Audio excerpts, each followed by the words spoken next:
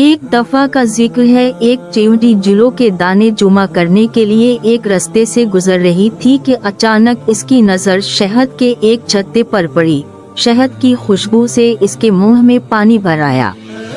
छत्ता एक पत्थर के ऊपर लगा था। चिमटी ने हर चंद कोशिश की कि वो पत्थर की दीवार से ऊपर चढ़कर छत्ते तक रसाई हासिल करे, मगर नाकाम रही, क्योंकि इसके पांव फिसल जाते थे और वो गिर पड़ती थी। शहद के लालच ने उसे आवाज लगाने पर मजबूर कर दिया और वो फरियाद करने लगी, ए लोगों, मुझे शहद की तलब है।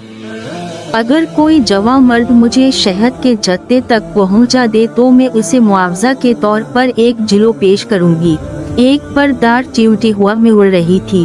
उसने चिमटी की आवाज सुनी और उसे तंबी करने लगी, देखो, ऐसा ना हो कि छत्ते की तरफ चल दो, इसमें बड़ा खतरा है।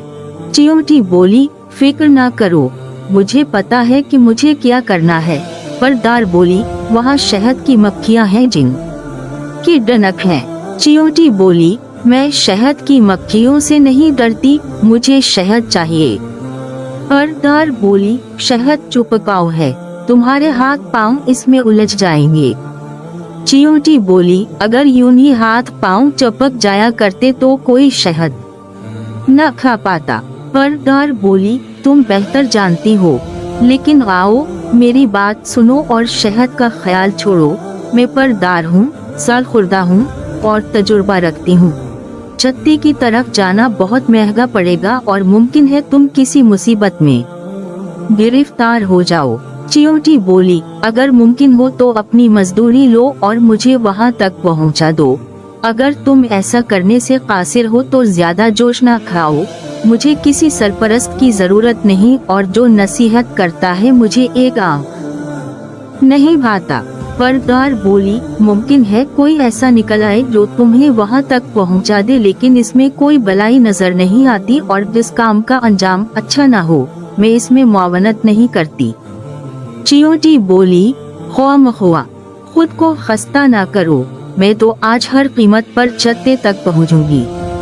परदार ने अपनी राह ली और चिमटी ने दोबारा आवाज लगाई, कोई है जवां मर्द कि मुझे शहद के छत्ते तक पहुंचा दे और मुआवजे में एक जिलो मुझसे वसूल कर ले। अचानक एक मुखी का वहां से गुजर हुआ। इसने कहा, बेचारी चिमटी, तुम्हें शहद की तलब है और तुम्हें उसका हक है, मैं तुम्हारी आरज़ू बरलाती हूँ। चिमटी बोली, अल्लाह बरकत दे, खुदा तुम्हारी उम्र दराज करे, तुम्हें कहते हैं खैरख्वाह जानवर। मुखी ने चिमटी को जमीन से उठाया और उसे छत्ते के करीब बिठाकर खुद उड़ गई। चिमटी हद दर्जा मसरूर थी, कहने लगी, वाह वाह, कैसी सादत है, कैसा छत्ता है, कैसी अच्छी बू है, कैसा उम्दा शहद है, क्या मजा है इसमें।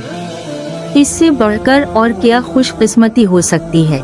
चिमटियाँ किस कदर बदकिस्मत है कि गंदुम और जिलो जुमा करती रहती है और किस वक्त भी उनका रुख शहद के छत्ते की जानिब नहीं होता।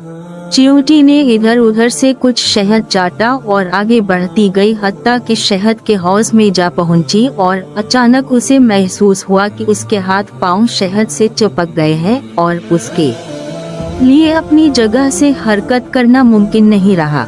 इसने अपनी निजात के लिए जिस कदर कोशिश की, बेनतीजा रही। तब उसने फरियाद की, अजब तरह पकड़ी गई हूँ, इससे बढ़कर और क्या बदबख्ती होगी। ए लोगों, मुझे निजात दिलाओ, है कोई जवां मर्द मुझे इस छत्ते से बाहर निकाल लाए और मैं उसे 2 जिलो इनाम में पेश करूं। पेशकश पहले थी 1 जिलो की, 100 अब 2 की है। इस जहन्नम से निकलने की यही सूची है। एन उस वक्त परदार चिमटी अपने सफर से वापस आ रही थी। उसे इस हाल में देखकर परदार को बड़ा दुख हुआ और उसने फौरन इसको मुसीबत से निकाला।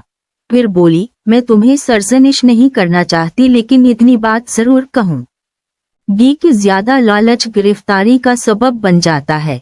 आज तो तुम्हारा नसीब बुलंदी पर था कि मैं अचानक यहाँ पहुँच गई, लेकिन आइंदा मुहतात रहना। गिरफ्तारी से पहले नसीहत को गौर से सुन लेना और किसी मुखी से मदद न मांगना। मुखी चिंटी की हमदर्द नहीं और उसके लिए चिंटी का खैर ख्वाह होना मुमकिन भी कहा है।